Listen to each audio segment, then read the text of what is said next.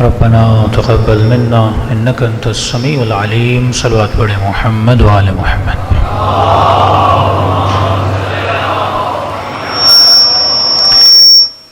بسم اللہ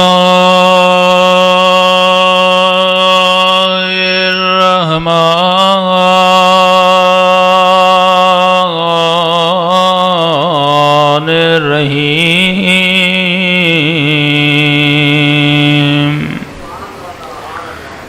الحمد للہ رب العالمین.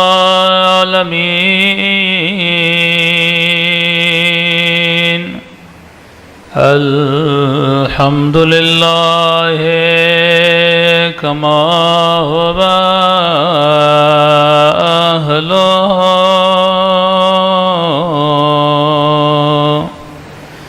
الصلاۃ والسلام علی سید المرسلین وخاتم نبیین ابی القاسم محمد اللہم صلی وعلی آلہ الطیبین الطاہرین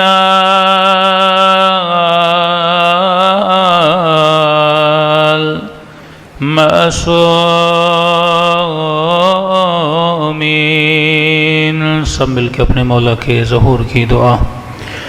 اللہم کل ولیک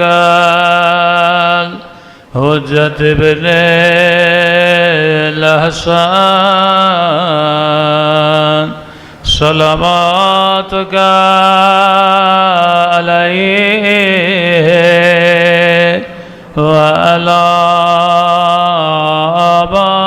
آبائه فی هذه الساعة وفي كل وليا وحافظا وقائدا وناصرا ودليلا وإلها حتى تسكنه أرضك طوعا وتمتعه فيها طويلا برحمتك يا أرحم الراحمين. صلوات پڑھیں محمد وآل محمد.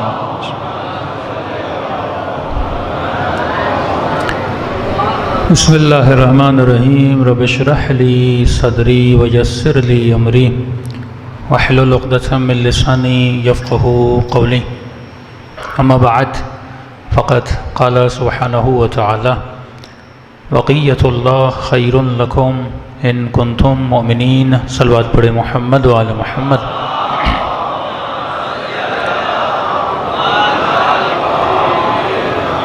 دعا ہے پروردگار عالم ہم سب کی عبادتوں کو اپنی بارگاہ میں قبول فرمائے، اور جس مقصد زندگی اور حیات کی خاطر یہ مجالس رکھی جاتی ہیں، خدا ان مقاصد میں ہم سب کو کامیابیاں نصیب فرما دیں. آج پہلی محرم کی رات ہے، اور شکر خدا بھی ادا کرنا چاہیے کہ خدا نے زندگی کا ایک سال اور عطا کیا اور ہمیں یہ محرم دوبارہ سے نصیب ہو رہا ہے. کئی ایسے لوگ جن کو آپ جانتے تھے، میں جانتا تھا، اس سال آپ کے ساتھ نہیں ہیں.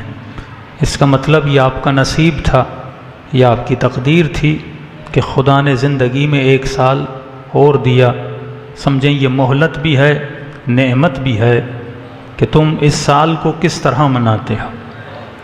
کیا ہر سال کی طرح یا اس سال میں کوئی جدت، کوئی تبدیلی تمہارے وجود میں آئے گی؟ کل جو حضرات موجود نہیں تھے، ہم نے عرض کیا کہ زندگی کا ہدف، زندگی کا مقصد یا خود مجلس منانے کا مقصد کیا ہے؟ ہم مجلس میں آتے کیوں ہیں؟ خطیب پڑھتا کیوں ہے؟ سننے والا سنتا کیوں ہے؟ ہر انسان کی نیت پر خدا اسے اجر عطا کرتا ہے۔ جتنی نیت بلند ہے اتنا انسان کا اجر بھی بلند ہوتا ہے، جتنی ہمت بلند ہوتی ہے اتنا خدا انسان کو اجر بھی بلند دیتا ہے۔ اگر نیت یہ ہو کہ میں رسماً مجلس سننے آیا ہوں کیونکہ محرم شروع ہونے والا ہے، دنیا پوچھے گی کہ تم محرم میں مجلس میں گئے کہ نہیں گئے، تو ان کو جواب دینے کے لیے کوئی آنسر ہو میرے پاس کہ ہاں بھائی میں بھی محرم کی مجلس سن کر آیا ہوں۔ ایک رسم نہیں ہے، ایک مجلس میں اس لیے آیا جاتا ہے تاکہ میں علم حاصل کروں۔ معصوم فرماتے ہیں جب بھی کسی محفل میں جاؤ کچھ نیتیں کر کے جایا کرو۔ پہلی نیت، کبھی بھی ایسی محفل میں نہ جایا کرو جہاں تجھے علم نافع نہ ملے، ایسا علم جو تجھے فائدہ نہ دے۔ مثال کے طور پہ آپ 8 گھنٹے ڈیلی کسی ایسی جگہ پہ گزارے ہیں جہاں پہ آپ کو کوئی تنخواہ نہ ملے، تو اس جگہ پہ وقت گزارنے کا کوئی فائدہ بنتا ہی نہیں۔ آپ 8 گھنٹہ کام کریں لیکن آپ کو کوئی مزد نہ ملے، کوئی تنخواہ نہ ملے، تو آپ کے 8 گھنٹے رائے گاں ہیں۔ اسی طرح اگر مجمع ایک مجلس میں آئے، 500 لوگ ایک مجلس میں بیٹھے ہیں، 500 کا مطلب یہ ہے 500 گھنٹے ایک خطیب لے رہا ہے اور مجمع 500 گھنٹے دے رہا ہے، تو سوال یہ ہے کہ جب آپ نے 500 گھنٹے دیے تو آپ نے وہاں سے لیا کیا؟ تو پہلا سوال کہ علم حاصل کرو، لیکن ہر علم حاصل نہ کرو۔ معصوم فرماتے وہ علم حاصل کرو جو علم نافع ہو، جو تجھے فائدہ دینے والا علم ہو۔ کئی اوقات ایسے علوم آپ کو دیے جاتے ہیں جس میں آپ کو کوئی فائدہ نہیں ہے۔ مثال کے طور پہ گھنٹوں گھنٹوں سوشل میڈیا کی ڈسکشن ہو، بھائی اس سے آپ کی دنیا بنے گی، آپ کی آخرت بنے گی۔ گھنٹوں گھنٹوں ایسے موضوع پہ گفتگو کی جائے جس سے ہمارا لینا دینا ہے ہی نہیں۔ اب پنجاب اسمبلی میں کون جیتے گا؟ بھائی اس سے آپ کا کیا ملنے والا ہے؟ کیا کراچی کے روڈ بن جائیں گے، یا تمہاری تنخواہ بڑھ جائے گی، یا تمہارا ایمان بڑھ جائے گا؟ اب گھنٹوں گھنٹوں بندہ اس میں گزار لے کہ میں دیکھوں رزلٹ کیا آتا ہے، کون سی ٹیم جیتے گی، کون سی ٹیم ہارے گی۔ بھائی اس کے جیتنے سے نہ تجھے کپ ملنے والا ہے، نہ اس کے ہارنے سے تمہارے گھر کا کوئی نقصان ہونے والا ہے۔ تو ہم اکثر اپنا وقت ایسے علوم میں گزار دیتے ہیں جس کا ہمیں کوئی فائدہ نہیں۔ نوجوان نے 8 سال یونیورسٹی میں گزار دیے، بھائی 8 سال تم نے حاصل کیا کیا؟ کہ مولانا سبھی جا رہے تھے ڈگریاں لینے، ہم بھی چلے گئے کہ کل کوئی پوچھے کون سی ڈگری ہے، کوئی جواب تو ہونا چاہیے، میں نے بی کام کیا ہے، ایم کام کیا ہے، ایم بی اے کیا ہے۔ بھائی اس ایم بی اے سے تجھے ملا کیا؟ اس بی کام سے تجھے ملا کیا؟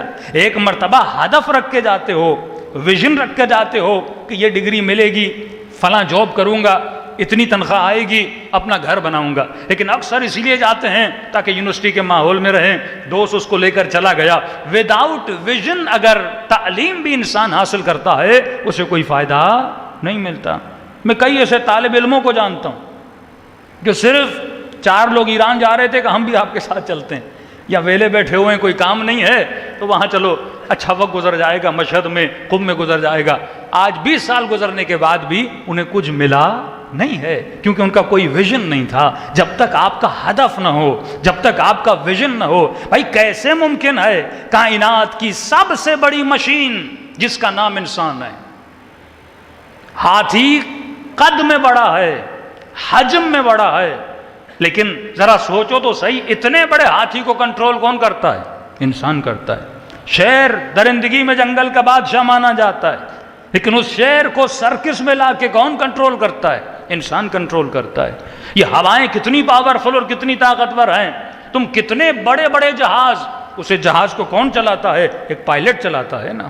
یہ سمندر میں ٹائٹینک سے میں نے کل کہا تھا، بڑی بڑی کشتیاں، حجم ان کا اتنا بڑا کہ 5-5 ہزار لوگ ایک کشتی میں زندگی بسر کر سکتے ہیں، اس کشتی کو، اس سمندر کے پانی کو چیرتا ہوا، اس کو ہدایت کون کر رہا ہے؟ انسان کر رہا ہے، کیونکہ خدا نے کہا سخر لکم ما فی السماوات و ما فی الارض، اے انسان زمین و آسمان کو اگر میں نے مسخر کیا ہے تو تمہارے لیے مسخر کیا ہے۔ وہ کون سی پاور ہے جس کے ذریعے سے میں زمین و آسمان کو مسخر کرتا ہوں؟ کیا وہ پاور پیسے کی پاور ہے؟ کیا وہ پاور میرے ہاتھ کی پاور ہے؟ کیا وہ پاور میرے آنکھوں کی پاور ہے؟ کیا وہ میرے بولنے کی طاقت کی وجہ سے؟ نہیں میرے عزیز، وہ کس چیز کی وجہ سے؟ کیونکہ خدا نے تجھے صاحب عقل بنایا ہے۔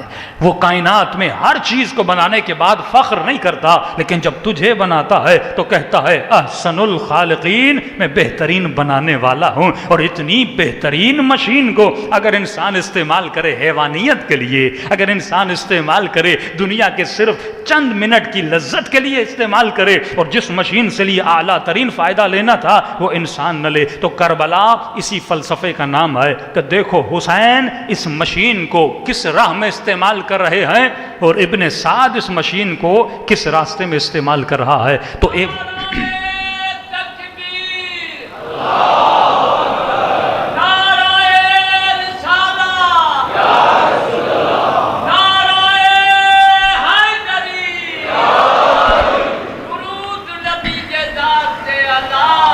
اللہم صلی علی محمد۔ فرمایا تمہاری قیمت وہی ہے جو تو لگاتا ہے، ہم خود اپنی قیمت لگاتے ہیں۔ دیکھیے سرکاری 4-5 آفیسر ہوں جو راشی ہوں، لیکن بولا جائے کہ یہ ہماری فائل ہے، ہمارا کام کر دیجئے، ہم آپ کو 20,000 دیں گے۔ بولے گا نہیں بھائی میں تو رشوت نہیں لیتا، میں بڑا شریف ہوں۔ ٹھیک ہے کہ نہیں 50,000 آپ کو دیتے ہیں، کہ نہیں آپ ہماری قیمت لگا رہے ہیں، ہم رشوت نہیں لیتے، چلو 1 لاکھ لے لیں، کہ نہیں قیمت آپ کی بڑھتی جائے گی، بندہ پگھلتا جائے گا۔ ایک جگہ پہ بولے گا ٹھیک ہے، لیکن ایک آدمی ہے وہ 50 روپے پہ راضی ہو جاتے ہیں۔ ہم کئی اوقات مجلسوں پہ جاتے ہیں تو کئی بیچارے پولیس والے گاڑی روکتے ہیں تو کہتے ہیں بھائی مولانا صاحب مجلس پہ جا رہے ہیں، تو کہتے ہیں مولانا ہے تو کم از کم چائے کا نیاز ہی کروا دیں ہمیں۔ تو کوئی پولیس والا 50 روپے پہ راضی ہو جاتا ہے، کم از کم ایک چائے کا کپ تو ہو جائے، 50 روپے پہ راضی ہو جاتا ہے۔ ہر انسان کی قیمت ہوتی ہے۔ قاضی شریح امام حسین کے قتل کا فتویٰ نہیں دے رہا تھا۔ یہ دنیا کی بھول ہے کہ بھائی دنیا کو جاہلوں نے تباہ کیا ہے۔ میں نے کل کی مجلس میں کہا دنیا کو ان پڑھ لوگوں نے نقصان نہیں دیا، دنیا میں جتنا نقصان ہوا پڑھے لکھے لوگوں نے دنیا کو تباہ کیا ہے۔ بھئی ایٹم بم ان پڑھ نے بنایا تھا یا پڑھے لکھے نے؟ ٹی وی پڑھے لکھے نے بنائی تھی یا ان پڑھ نے؟ جو بالکل ہائی لیول پہ پروگرامنگ سیکھ جاتے ہیں پھر وہ جا کے ویب سائٹس کو ہیک کرتے ہیں، بینکس کو ہیک کرتے ہیں، لوگوں کے اکاؤنٹس کو ہیک کرتے ہیں۔ مطلب ایک عام سا آدمی جو فیس بک چلاتا ہے، واٹس ایپ چلاتا ہے، ہلکی پھلکی پروگرامنگ کرتا ہے، وہ کسی بڑی سی بڑی ویب سائٹ کو ہیک نہیں کر سکتا۔ یعنی یہ بڑے بڑے جو چور آپ دیکھتے ہیں یہ بہت زیادہ پڑھے لکھے ہوتے ہیں۔ آپ کیا سمجھتے ہیں کہ امریکہ کا پریزیڈنٹ کیا پڑھا لکھا نہیں ہے؟ کل میں نے کہا آپ کے سینٹ میں جتنے سینیٹر بیٹھے ہیں کیا یہ پڑھے لکھے نہیں ہیں؟ تو علم تو انہوں نے لیا لیکن علم نافع نہیں لیا، ایک ایسا علم جس کا نفع نہیں تھا۔ اور مولا علی فرماتے ہیں کہ علم اگر شریف کو ملے اس کی شرافت بڑھ جاتی ہے، اور علم اگر کمینے کو ملے اس کی کمینگی بڑھ جاتی ہے۔ قصور علم کا نہیں ہے، جس کے پاس آ رہا ہے مسئلہ اس کا ہے۔ دین یہ چیز سکھلانے آیا، دنیا میں کوئی چیز بری نہیں ہے، نہ پیسہ برا، نہ شہوت بری، نہ مال برا، کوئی چیز بری نہیں ہے۔ جب یہ چیزیں برے کو ملتی ہیں تو وہ برا کر دیتا ہے۔ کہ میں نے کہا 100 پاؤنڈ یا 100 ڈالر یا 1 لاکھ پاکستانی ایک بندے کو ملے، وہ 1 لاکھ سے امام حسین کی زیارت پر بھی جا سکتا ہے۔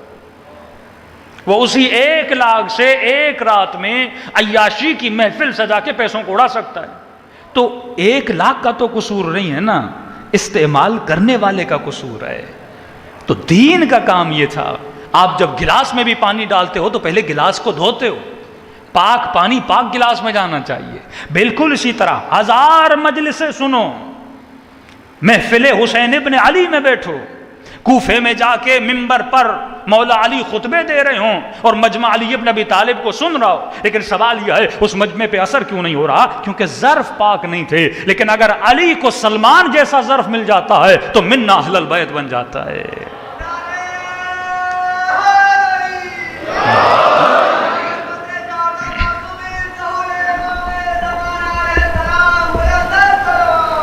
اللہم صلی علی محمد. جب ان کو میثم تمار جیسا ظرف مل جاتا ہے، امام نے دیکھا کہ حر کا ظرف پاک ہے. غلطی کی تھی حر نے، لیکن حر نے اپنے ظرف کو پاک کر دیا. جب ظروف پاک ہو جاتے ہیں، اب اس میں قرآن کی ایک آیت بھی چلی جائے بندے کا وجود نورانی ہو جاتا ہے. لیکن ماتھوں پہ سجدوں کے نشان ہوں، 5 وقت کا نمازی ہو بندہ، نماز تہجد بھی پڑھتا ہو، لیکن اگر اس کا ظرف پاک نہیں ہے، یہ ظرف کیا ہے؟ یہ بندے کا قلب ہے. جب تک کو قلب کو پاک نہیں کرتا، ایمان قلب میں آتا ہے. کل میں نے اشارہ دیا تھا قلب کی نجاست کا نام کیا ہے؟ اگر غیر خدا کی محبت اس قلب میں آ جائے تو یہ قلب نجس ہو جاتا ہے. آپ کے وجود کو چلاتا کون ہے؟ ایک سوال. ہر بندہ صلوات پڑھے محمد. ہر بندہ کلمہ لا الہ الا اللہ پڑھتا ہے کہ کوئی الہ نہیں اللہ کے سوا. الہ کا مطلب کیا ہے؟ کوئی الہ نہیں اللہ کے علاوہ. قولوا لا الہ الا اللہ تفلحوا. کہو لا الہ الا اللہ، کامیاب ہو جاؤ گے. یہ ہے نعرہ، اس کا اثر تو نظر آنا چاہیے. پوری دنیا میں کتنے مسلمان ہیں؟ سب نے کہا لا الہ الا اللہ. لیکن سوال یہ ہے آج مسلمان کامیاب کتنا ہے؟ ایک طرف رسول کا وعدہ کہ کہو لا الہ الا اللہ کامیاب ہو جاؤ گے، لیکن سوال یہ ہے یا رسول اللہ ہم نے لا الہ الا اللہ کہا. آج ذلتوں کا شکار ہے مسلمان، پوری دنیا میں بے عزت ہے مسلمان. کون ہماری عزت کرتا ہے؟ جہاں جائیں مسلمان کی عزت کہاں ہے؟ تو کیا مطلب قولوا لا الہ الا اللہ تفلحوا؟ تو لا الہ الا اللہ کا مطلب یہ نہیں کہ ایک بندہ داڑھی بھی رکھے، ہاتھ میں تسبیح بھی ہو، 5 وقت کی نماز بھی پڑھے، وہ لا الہ الا اللہ کہہ رہا ہے. دوسری طرف ایک انگریز ہے جو لا الہ الا اللہ نہیں کہتا. ایک غیر مسلم ایک ہندو ہے جو لا الہ الا اللہ نہیں کہتا. کاروبار وہ بھی کر رہا ہے، کاروبار یہ بھی کر رہا ہے. اب سوال یہ ہے کہ اس کی زندگی میں اور میری زندگی میں ڈفرنس کیا ہے؟ یہاں فرق نگاہ کا ہے. وہ اگر لا الہ الا اللہ نہیں کہہ رہا، آپ بولو گے میں مسلمانوں میں جھوٹ نہیں بولتا، تو انگریز بولے گا مثلا میں بھی جھوٹ نہیں بولتا. آپ بولو گے میں غش نہیں کرتا، دھوکہ نہیں دیتا، وہ کہے گا میں بھی دھوکہ نہیں کرتا. آپ کہو کہ میرے پاس گھر ہے، گاڑی ہے، فیسلٹیز ہیں، وہ کہے گا میرے پاس بھی گھر ہے، گاڑی ہے، فیسلٹیز ہیں. تو مجھ میں اور تجھ میں فرق کیا ہے؟ فرق یہ ہے تو سور نہیں کھاتا، تو شراب نہیں پیتا، میں یہ چیزیں کھاتا ہوں. لیکن ان کے کھانے سے میری زندگی میں کیا ڈفرنس ہے اور نہ کھانے سے تیری زندگی میں کیا ڈفرنس ہے؟ اگر یہ بولا جائے کہ مولانا سور کھانے سے انسان کی غیرت ختم ہوتی ہے، تو کیا مسلم معاشروں میں غیرت بھری ہوئی مل رہی ہے آپ کو؟ سور کھانے سے حیا ختم ہوتا ہے، تو کیا مسلم معاشروں میں آج حیا بھرا ہوا ہے؟ یہاں کیا غیرت کی کمی نہیں ہے؟ مطلب سور نہ کھا کے بھی غیرت اتنی کم ہے، اگر تو کھا لیتا تو تیری غیرت کا کیا عالم ہوتا؟ حرام گوشت نہ کھا کر بھی آج خواتین کے حیا کا یہ عالم ہے، اگر تو کھا لیتی تو تمہارا عالم کیا ہوتا؟ کہ تو کہے کہ میں شراب نہیں پیتا، میں حرام نہیں کھاتا، میں یہ نہیں کرتا، میں وہ نہیں کرتا، اور آج تمہارے معاشرے میں اتنی رشوت، اتنی بے ایمانی، اتنا جھوٹ، اور اگر تو یہ سارے کام کرتا پھر تیرا عالم کیا ہوتا؟ ایشو لا الہ الا اللہ کہنے کا نہیں ہے. سوال یہ ہے جس نے نہیں کہا اور جس نے کہا ہے، ان دونوں کی جو نگاہ ہے دنیا پر، کیا وہ سیم ہے یا الگ الگ ہے؟ ہم دنیا کو کس اینگل سے دیکھتے ہیں یہ اہم ہے. لا الہ الا اللہ کہنے والا بھی دنیا کو اسی طرح دیکھ رہا ہے جس طرح لا الہ الا اللہ نہ کہنے والا دنیا کو دیکھ رہا ہے۔ آج کافر کی زندگی کا ہدف بھی یہی ہے کہ کچھ بھی کر دو دنیا بناؤ۔ آج ایک لا الہ الا اللہ کہنے والے کی بھی زندگی کا ہدف یہ ہے کچھ بھی کر لو دنیا بنا لو۔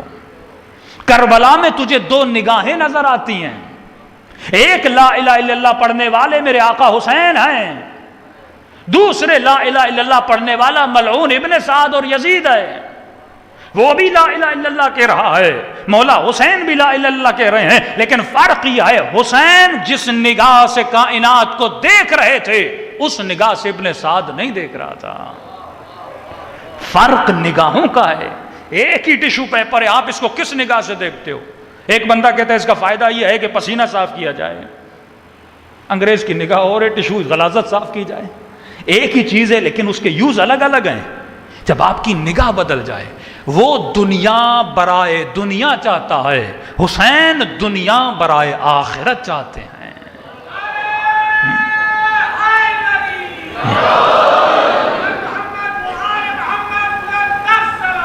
اللہم صلی علی محمد۔ اسی لیے مولا کو لاکھوں کا نقصان بھی ہو جاتا ہے، علی غمگین نہیں ہوتے، کیونکہ وہ دنیا برائے دنیا نہیں بنا رہے۔ لیکن ایک بندہ وہ ہے جس کو 5 لاکھ کا نقصان ہو جائے اسے اٹیک آ جاتا ہے، کیونکہ وہ دنیا برائے دنیا بنا رہا تھا، اس کا قلب دنیا میں جکڑا ہوا تھا۔ امام نے کہا ابن سعد کس چیز کی وجہ سے تو حسین کو قتل کرنا چاہتا ہے؟ کہا مجھے یزید یہ دے گا وہ دے گا۔ امام نے کہا مدینے میں میرا بہت بڑا باغ ہے، حسین وہ تجھے دے گا۔ اگر باغ کی لالچ ہے حسین دے رہا ہے، پیسوں کی لالچ ہے حسین دے رہا ہے، جنت چاہیے حسین تجھے دے گا۔ آخر میں کہنے لگا کہ میں جانتا ہوں اگر آپ کی مدد کروں گا جنت ملے گی، لیکن رے کی حکومت کی محبت میرے دل میں زیادہ ہے۔ نگاہ جب بدل جائے، امام نے کہا حکومت تو دور، تجھے رے کی گندم کا دانہ بھی نصیب نہیں ہوگا۔ نگاہ حسین بلند ہے۔ اب آپ کی نگاہ کیا ہے؟ اگر میں کائنات کو اسی اینگل سے دیکھ رہا ہوں جس طرح کافر دیکھتا ہے، پھر میرے لا الہ الا اللہ کہنے میں اور اس کے نہ کہنے میں کوئی فرق نہیں ہے۔ اگر میں دنیا اسی نگاہ سے دیکھ کر جی رہا ہوں، ایک انگریز خاتون تھی، ہمارے مولانا عرض کرتے ہیں کہ ان کے پاس گئے اور کافی دنیاوی مسائل کے شکار ہوئیں اور ان کو سمجھانے لگے کہ دیکھو ہم ہیں مسلمان، مسلمان کا مطلب ہے عبد، ہم عبید خدا ہیں، عبد خدا ہیں۔ عبد کا مطلب سرونٹ، عبد کا مطلب غلام۔ ہم کس کے غلام ہیں؟ اللہ کے غلام ہیں۔ ایک سوچ جو ویسٹرن مائنڈ سیٹ میں ڈالی گئی ہے، جب آپ ان کو بولو گے نا کہ مثلا میں اللہ کا غلام ہوں، اس چیز کو پسند نہیں کرتے، کہتے یہ مت کہو، میں کسی کی غلام نہیں بننا چاہتی، مجھے کسی کی غلامی پسند نہیں۔ وہاں بچوں کو ماں باپ تھوڑا سمجھاتے ہیں، کہتے ہیں کہ ہم آپ کے غلام تھوڑی ہیں۔ بیوی کو شوہر تھوڑا سمجھاتا ہے، کہتے ہیں میں آپ کی غلام تھوڑی ہوں۔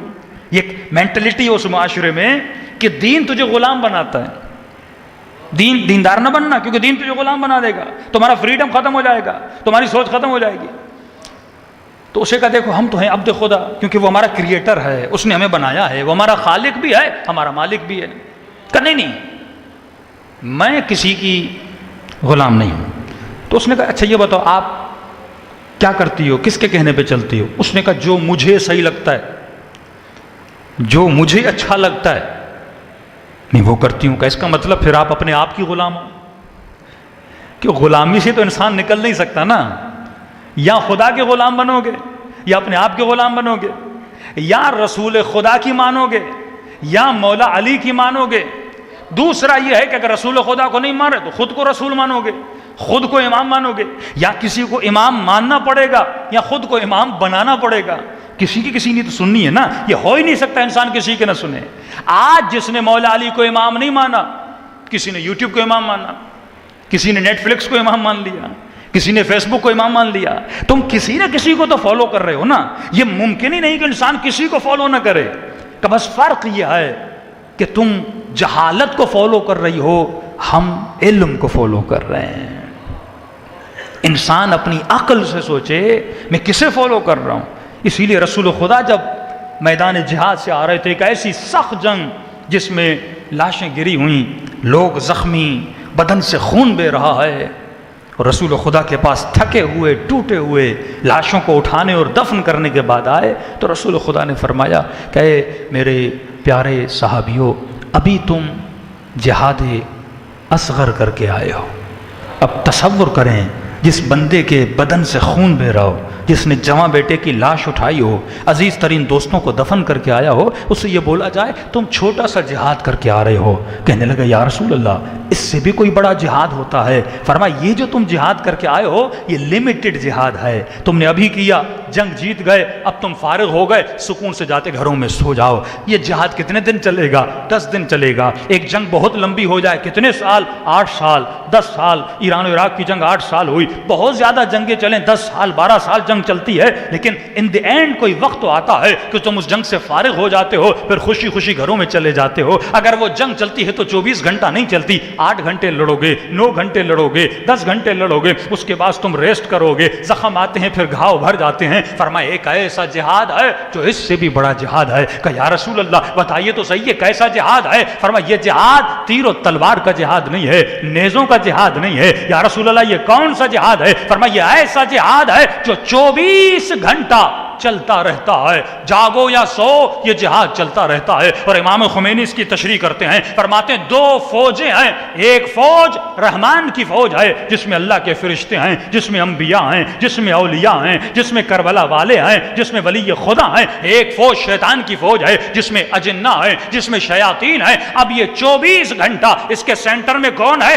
سینٹر میں تمہارا وجود ہے۔ اب اس وجود کو یا شیطان اپنی طرف کھینچتا ہے یا رحمانی قوتیں اپنی طرف کھینچتی ہیں۔ اب اگر تم مجلس میں آئے ہو، کیوں مجلس میں آئے ہو؟ کس چیز نے تجھے مجلس میں کھچاؤ پیدا کیا؟ تمہارے قدم گھر سے چلے مجلس امام حسین کی طرف آئے، ان قدموں کو کس نے چلایا؟ کوئی علم تھا تمہارے وجود میں۔ جب تک علم نہ ہو انسان میں حرکت نہیں ہوتی۔ مولا علی کی حدیث ہے، فرماتے ہیں بغیر علم کے انسان میں حرکت نہیں آتی۔ اگر لالچ ملی فلاں جگہ پہ جاؤ گے، اتنی انویسٹ کرو گے، اتنا پیسہ ملے گا، اس لالچ میں تمہارے قدم چلیں گے۔ فلاں جگہ پہ کسی جاب کا انٹرویو ہو رہا ہے، جیسے علم آئے گا تم جاب کی طرف جاؤ گے۔ اسی طرح اعلان ہوا فلاں جگہ پہ مجلس ہو رہی ہے، جیسے علم آیا تم کہاں پہ آ گئے؟ مجلس امام حسین میں آ گئے۔ تو بس یہ تمہارے سننے کے لیے کافی ہے کہ جو آوازیں تمہارے کانوں میں آ رہی ہیں یہ غور و فکر سے سنو کہ جو آواز سنائی دے رہی ہے کیا وہ آواز رحمان کی ہے یا شیطان کی ہے؟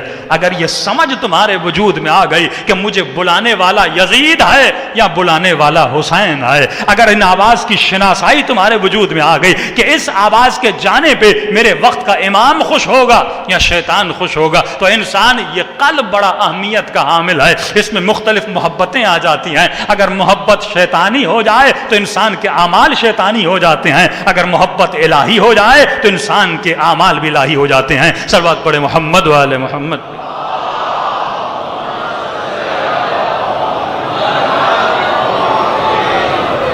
تو انسان اسی چیز پہ فوکس رکھے کہ من عرف نفسہ فقد عرف ربہ۔ نفس مطلب می، نفس مطلب آئے، نفس مطلب میں، اللہ کو نہیں، جو خود کو پہچان لے۔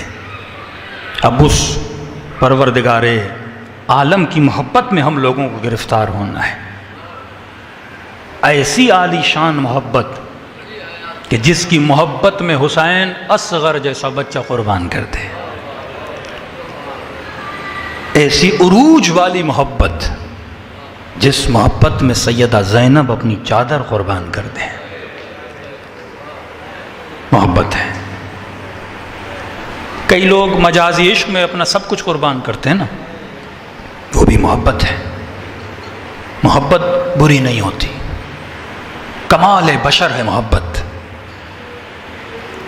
لیکن یہ انسان سمجھ جائے کہ اس محبت کو مجھے غلط جگہ پہ یوز نہیں کرنا۔ خدا نخواستہ محبت غلط ٹریک پہ چلی گئی تو انسان کی زندگی تباہ ہو جاتی ہے۔ شہرت سے محبت ہو جائے، پوری زندگی اپنی پوری توانائی انسان اس پہ لگا دیتا ہے۔ تخت کی محبت ہو جائے، ہزاروں لوگوں کے گلے کاٹنے کو تیار ہو جاتا ہے تخت مل جائے، مال کی محبت ہو جائے، بہن بھائی یتیم غریب خمس مال امام سہم سادہ جو بھی ہو ہضم کر دیتا ہے، کیونکہ مال کی محبت ہے، کیونکہ محبت قربانی مانگتی ہے۔ جب تک قربانی نہیں دو گے وہ چیز ملے گی نہیں۔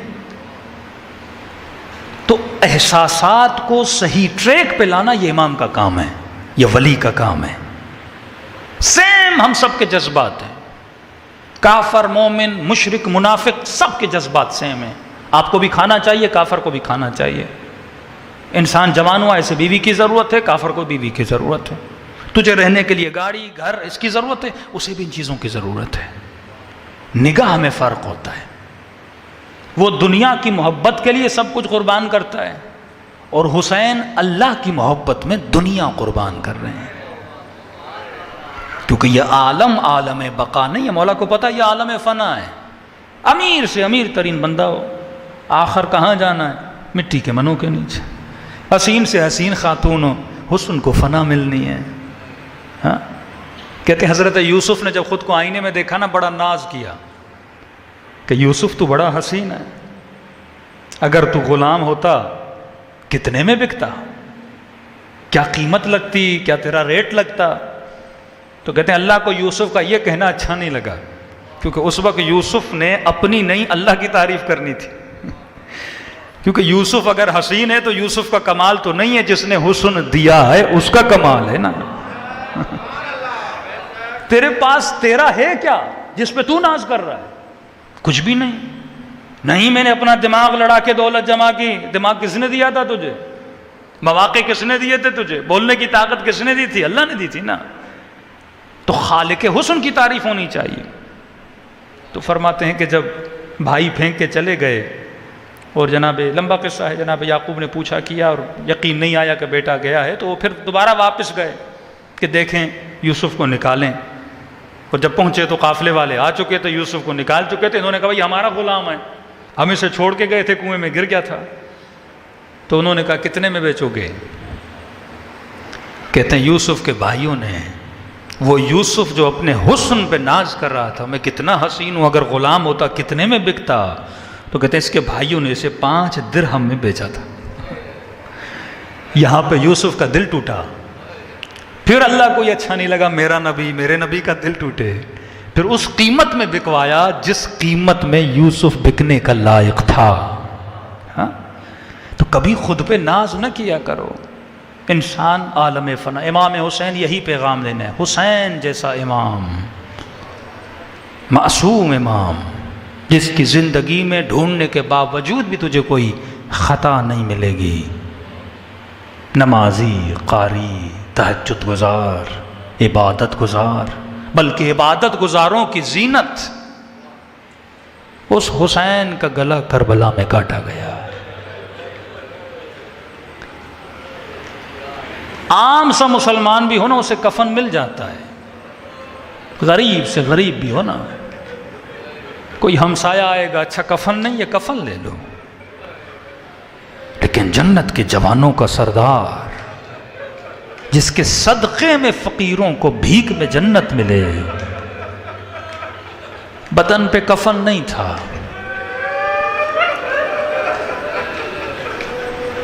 ایک احترام ہوتا ہے مسلمان کے جنازے کا۔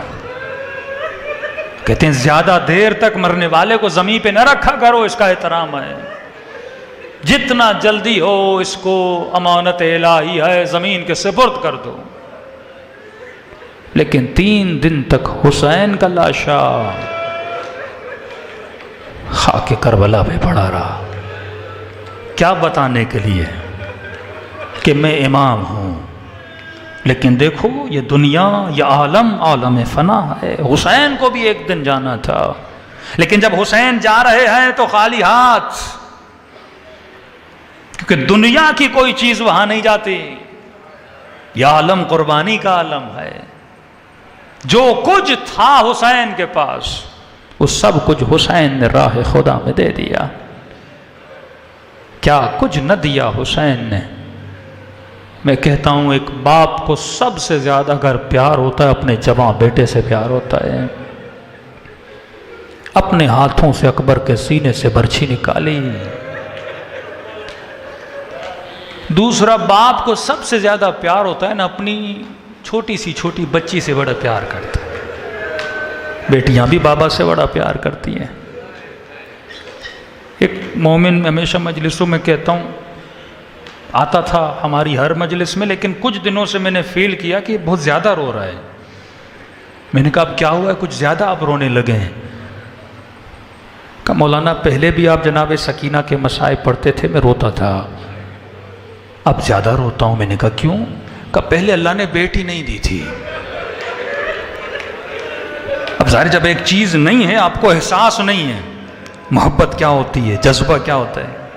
جو باپ نہیں بنا اسے کیا پتا اکبر کیا ہوتا ہے، جو صاحب بیٹی نہیں ہے اسے کیا پتا بیٹیوں کی محبت کیا ہوتی ہے، جس کی بیوی نہیں اسے کیا پتا بیوی کی غیرت کیا ہوتی ہے، حیا کیا ہوتا ہے۔ ایک با حیا عورت سے پوچھو کہ چادر کی ویلیو کیا ہوتی ہے، پھر اسے سمجھ آئے گی کہ 40 سال سجاد اشام اشام اشام کر کے روتے کیوں رہے۔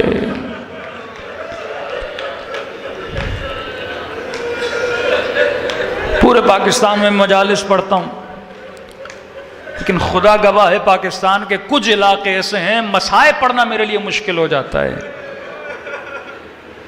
مثلا خیبر KPK کی طرف چلے جائیں، پٹھانوں میں ہم مسائب نہیں پڑھ سکتے،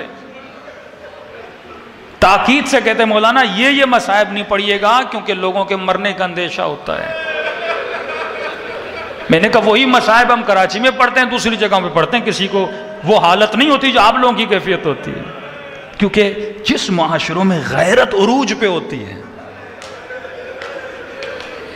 آغائے شیرازی نے ایک جملہ کہا تھا، فرمایا کہ ذاکر تو پورے مسائب کیوں پڑھتا ہے؟ اگر علی کا چاہنے والا صرف اتنا سنے کہ علی کی بیٹی اور شرابی کا دربار، فرماتے یہ اس کے رونے کے لیے کافی ہے۔ اگر یہ رو نہیں رہا اس کا مطلب اس نے یا علی کو نہیں سمجھا یا زینب کے حیا کو نہیں سمجھا۔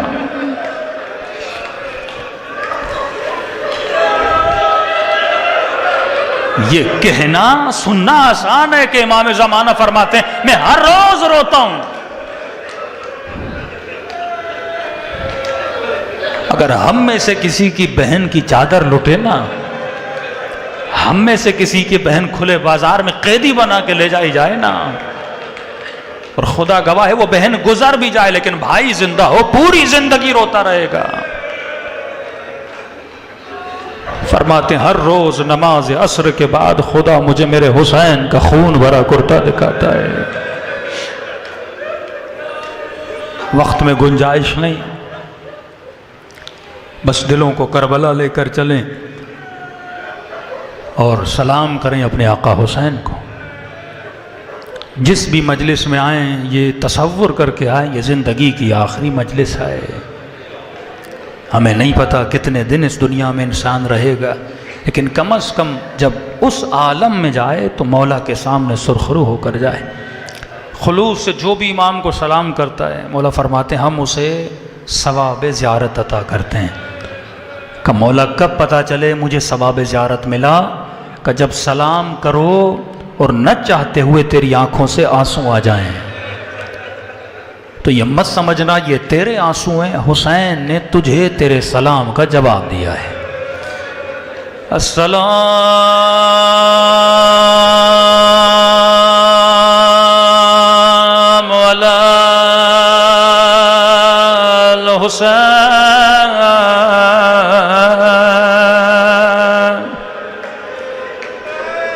وعلی علی ابن الحسین وعلی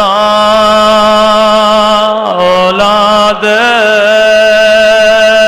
الحسین وعلی اصحاب الحسین۔ سب مل کے السلام علی الحسین وعلی علی ابن حسین کی صدا بلند ہو وعلی اولاد الحسین وعلی اصحاب سب مل کے السلام علی الحسین وعلی علی ابن وعلی اولاد وعلی اصحاب پروردگار تجھے واسطہ مظلومیت امام حسین ہم سب کے صغیرہ کبیرہ گناہ معاف فرما، ہمارے والدین کے صغیرہ کبیرہ گناہ معاف فرما، اس محرم کو اس طرح منانے کی توفیق دے جس طرح امام زمانہ ہمیں دیکھنا چاہتے ہیں۔ اے خدا اس مہینے میں ہم سب کے گناہ اس طرح معاف فرما جس طرح جناب حر کے خطاؤں کو معاف کیا تھا۔ ہم سب کو شہداء کربلا کے ساتھ محشور فرما، ہمارے برزخ اور قیامت کے سفر کو آسان فرما، فشار قبر سے ہم سب کو محفوظ فرما، جو بھی اولاد ہیں انہیں نیک و صالح اولاد عطا فرما، جو تنگ دست ہیں ان کے رزق میں اضافہ فرما۔ ربنا تقبل منا انک انت السمیع العلیم۔ کل ٹھیک 6 بجے ہم ممبر پہ آ جائیں گے، تو ٹائم کا خاص خیال رکھیے گا۔ صلوات پڑھے محمد و آل محمد۔